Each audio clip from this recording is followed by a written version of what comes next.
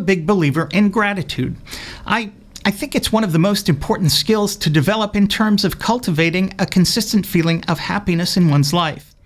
Those of you who've seen my videos on the role of luck in the world know that I believe luck to be the guiding force in the universe. I even put those very words into Mr. Deity's mouth in Season 2, which hardly any of you saw. Thanks, Sony! And despite my saying that with a degree of sarcasm so thick you can actually taste it, I'm genuinely grateful. #sellout. Of course, gratitude is open to everyone, or at least everyone enjoying a degree of luck sufficient to warrant it. Sadly, there are people on the planet who are not quite there yet. The religious are big believers in gratitude as well. When I was religious, I was formally grateful for every meal I ate, having been taught to say a little prayer of thanksgiving every time I shoved a burger, fries, and Dr. Pepper into my burger hole. Though I did limit it to meals. I don't recall ever thanking God for an individual piece of food like a banana. My bad. I recently watched a video by a pastor claiming that people like me, non-believers, can't be grateful. That our lack of belief in a God makes such a thing impossible because there's no one to whom we can be grateful. He asked, who could possibly be grateful to random, undirected processes, claiming that genuine gratitude required a God, someone to whom our gratitude is rightly directed. Can one have gratitude without God? My own personal experience seemed to run counter to this pastor's assertion. I got assertion and pastor mixed around in my head. And that's because our pastor thinks that there's only a state of grateful to. That's not the case. There's also grateful for. I'm grateful, for instance, for the asteroid which hit the planet, killing off the dinosaurs, making way for some small mammal to survive and subsequently make my existence possible. #self-absorbed. Since I don't believe that asteroid was...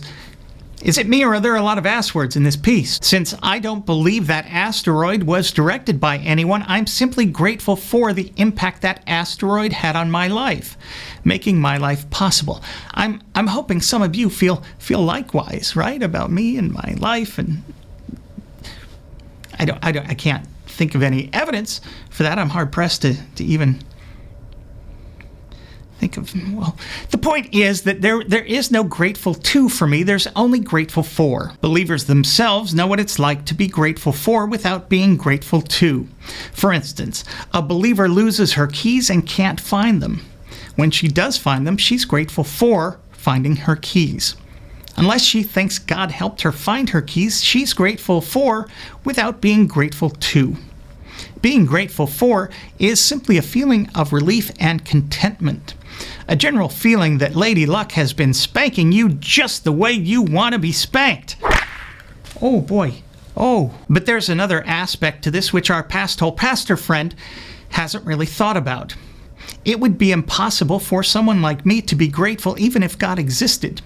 If I believed in the all-powerful, all-knowing tribal war God of Abraham, I'd be constantly pissed at what a heartless asteroid hole he would clearly have to be, having so completely messed things up here on planet Earth when he obviously had the power to do otherwise.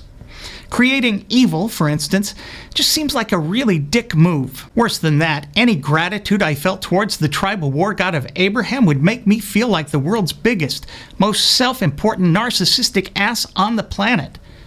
Whatever gratitude I felt to God would indicate to anyone and everyone around me that I think I'm so important God looks after me, but lets all of those other people suffer through what are some truly miserable lives filled with hardly a moment of happiness or joy. Perhaps the greatest irony here is how grateful I am that the tribal war God of Abraham almost certainly does not exist.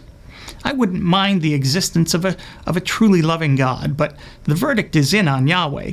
He's the biggest asteroid hole ever, which is why people like our pastor friend fear him so. This makes God's non-existence something for which I am genuinely grateful for. Once again, I'm me. Thanks for watching.